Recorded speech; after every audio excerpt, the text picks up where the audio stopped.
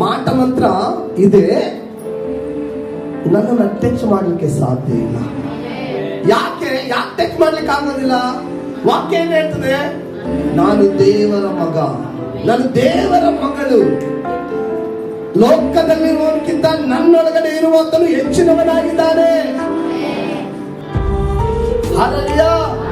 ಆದ ಕಾರಣ ಯಾವ ಶತ್ರುವಿನ ಕೋಟೆಯಾಗಲಿ ನನ್ನನ್ನು ಟಚ್ ಮಾಡ್ಲಿಕ್ಕೆ ಸಾಧ್ಯ ಇಲ್ಲ. ಒಂದು ವೇಳೆ ನಾವು ಅದರ ಮೇಲೆ ನಾವು ಡಿಪೆಂಡ್ ಆಗಿರೋದ್ರಿಂದ ಪ್ರೇರೆ, ದೇವರ ಮೇಲೆ ನಂಬಿಕೆ ನಿಮಗೆ ಕಡಿಮೆ ಆಗ್ತಿದೆ ಎಂಬುದಾಗಿ ಅರ್ಥ. ಲೋಕದಲ್ಲಿರುವವನಿಗಿಂತ ದೇವರು ನಿನ್ನೊಳಗಡೆ ಇರುವಂತ ಹೆಚ್ಚಿನವನಲ್ಲ, ಲೋಕದಲ್ಲಿರುವವನೇ ನಿನ್ನ ವಿಷಯದಲ್ಲಿ ಹೆಚ್ಚಿನವನಾಗ್ತಾನೆ.